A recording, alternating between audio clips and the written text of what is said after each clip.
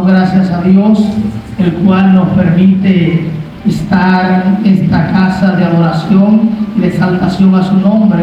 Y de igual manera le damos gracias a nuestro pastor y cuñado Emanuel Rodríguez, el cual fue el canal de bendición que Dios utilizó para que estemos acá en esta hora compartiendo la palabra del Señor con cada uno de ustedes. Como ya antes se ha dicho, correspondemos al nombre de Luis Eduardo Núñez Rodríguez. Estamos en Higüey, en casa del alfarero, nuestro pastor Costero. Estamos allí y allá usted tiene un hermano más, quizá usted no había visto, pero estamos allá haciendo lo que el Señor pone en nuestros corazones y lo que el Señor así nos permite. Bendito sea el nombre de Jesús. Sin más, quisiera que me acompañen. Segundo libro de Samuel 6, 12 al 5. Con un amén iniciamos.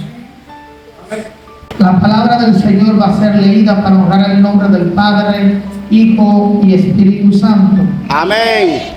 Fue dado al rey David, diciendo: Jehová ha bendecido la casa de Obed-Edom, todo lo que tiene a causa del arca de Dios.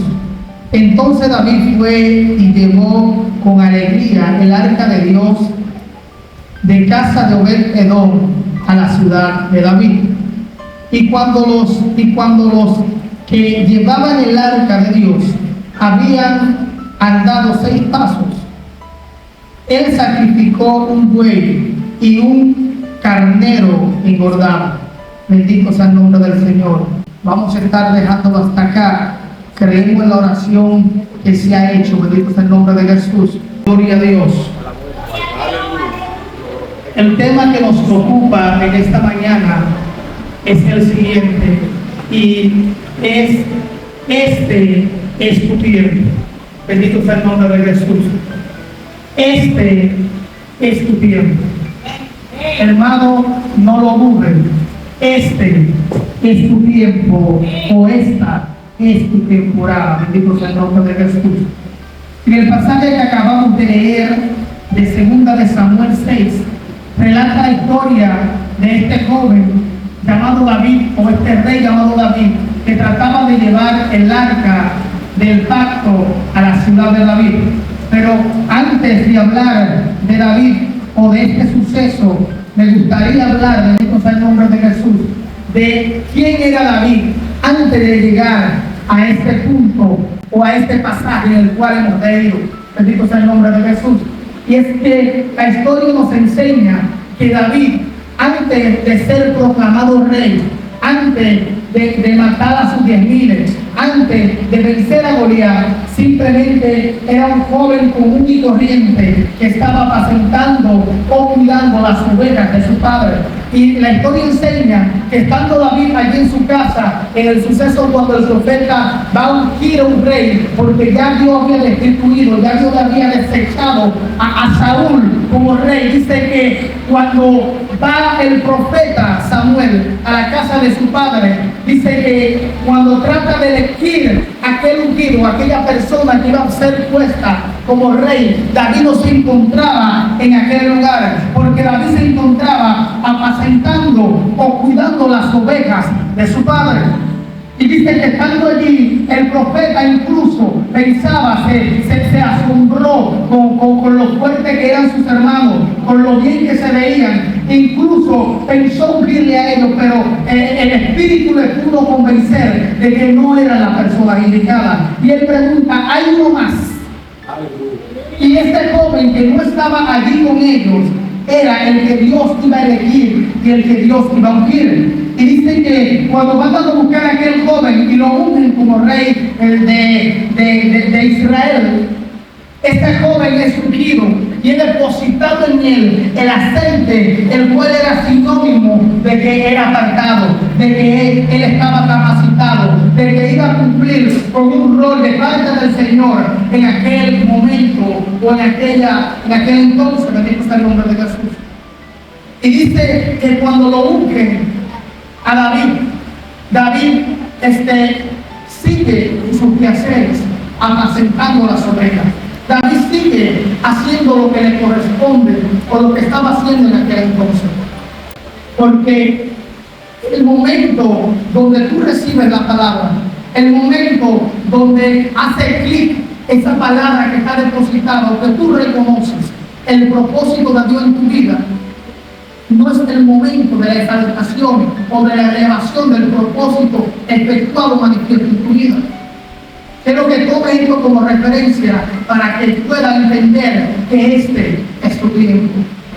Dice que cuando David es ungido, David sigue, pero el pueblo de Israel se encontraba en una dicotomía, una circunstancia donde era oprimido, donde era atacado y estaba siendo, bendito sea el nombre de Jesús, contrarrestado, y tenía un paladín que le estaba haciendo la guerra. Y dice que en aquel momento, luego de que ungen a David, pasados los tiempos, se encuentra esta circunstancia y el rey Saúl está en aquella batalla, pero ellos están como encuevados, ellos están oprimidos porque ellos sienten miedo de la opresión. Y dice que teniendo miedo de aquella opresión, en aquel lugar, el papá de David lo manda a llevarle alimento y a ver cómo están sus hijos. Y dice que David se acerca a aquel lugar. Y cuando está allí, David se contrista. David ve la circunstancia que está pasando. Y David dice, esto no puede seguir así. Esto no puede seguir en esta situación. Porque usted y yo, los que estamos aquí, en mis palabras digo, David entendía que el pueblo elegido, escogido por Dios. Y entendiendo David esto, entendía de que no podían seguir siendo oprimidos. Y es que en esta circunstancia, en esta temporada, nosotros nos encontramos como en aquella circunstancia en esta sociedad. Y es que la humildad, la verdad, se ha aumentado, sí, como dice la Biblia.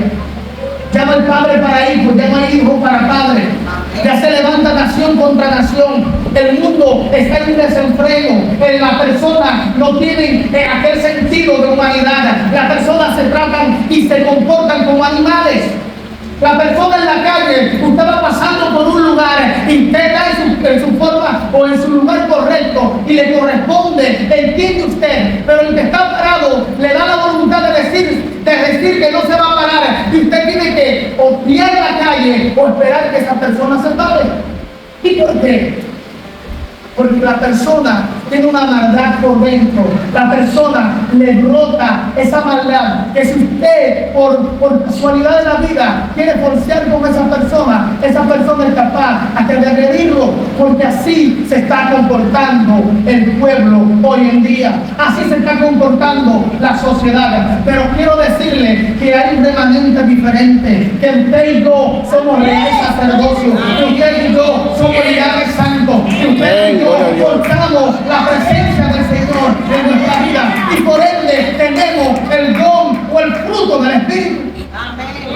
Y es aquel que nos va a ayudar a usted y a mí a comportarnos de manera distinta, porque usted y yo no somos uno más del montón. Usted y yo somos diferentes. Usted y yo le hemos creído a un Dios todopoderoso, el cual simplemente lo que hace con sus mandatos es ayudarnos, es decirnos, no codicies la mujer de tu prójimo, es decirnos, no hable mentira. Oiga lo que el Señor hace. El Señor lo que trata es de purificarnos. Amén. El Señor lo que trata es de santificarnos y de hacer que nosotros procedamos de una manera correcta ante Dios y ante los hombres.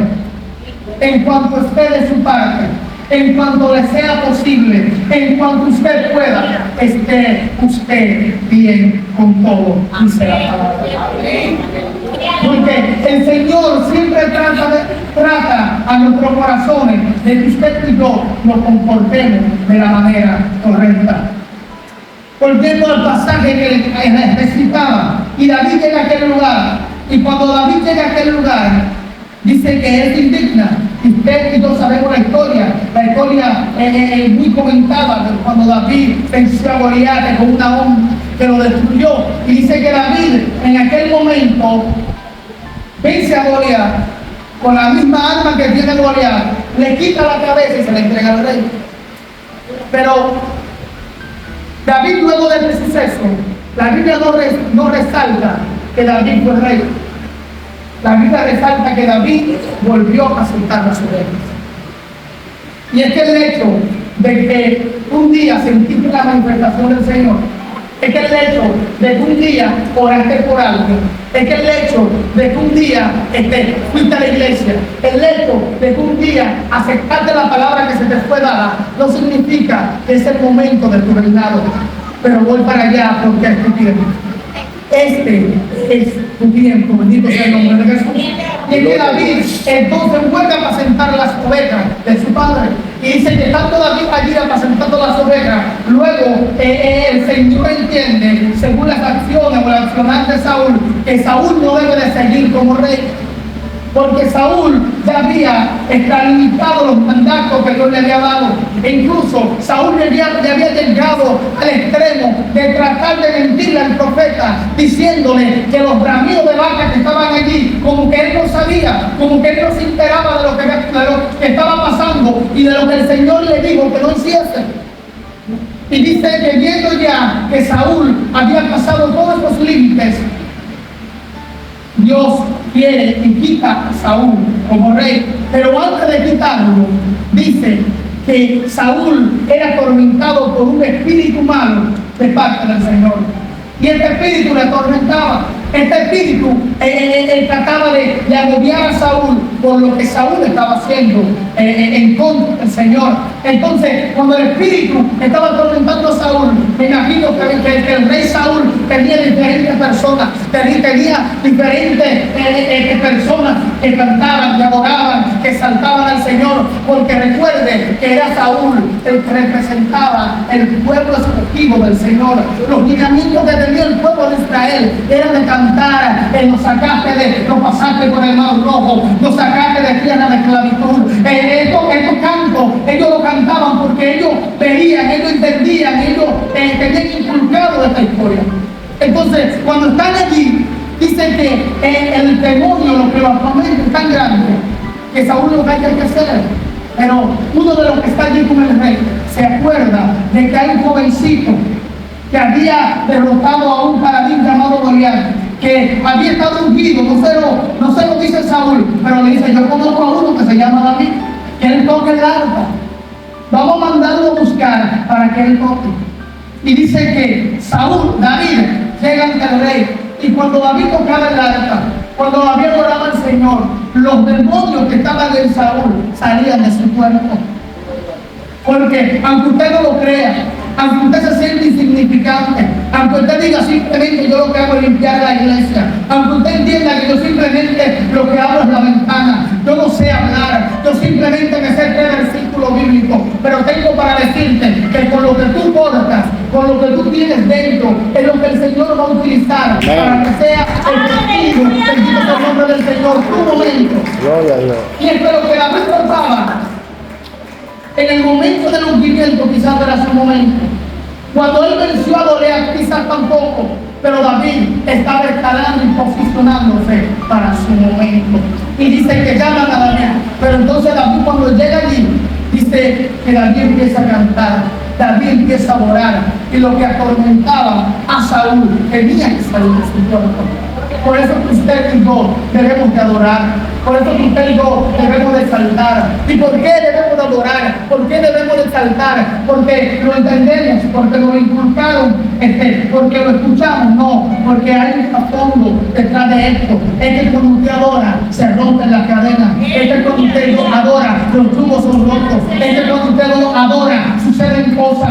Es que cuando usted persiste, es como aquella mujer que canta al rey pidiéndole misericordia. Y por causa no de ella, sino de su persistencia, hizo justicia. Es que cuando usted adora, las cadenas se rompen. Es que usted y yo debemos tener la disposición de adorar, de intimar y de utilizar el don o lo que todos tenemos depositado